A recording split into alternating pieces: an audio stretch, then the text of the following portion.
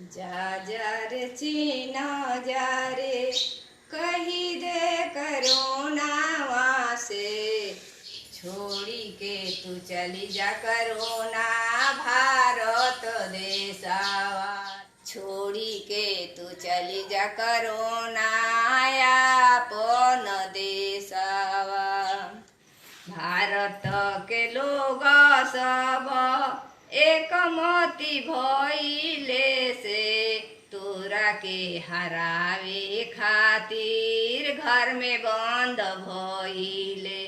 तोरा के हरावे खातिर घर में बंद भइले। छोड़ी के तू चली जा करोना चीन आपन देसावा से। छोड़ी के तू चली जा करोना चीन आपन देसावा।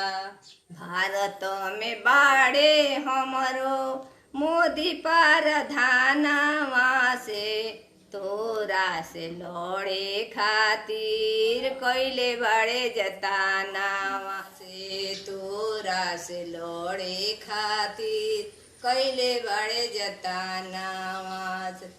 छोड़ी के तू चली जा करोना भारत देसा, लौटी न अइहे करोना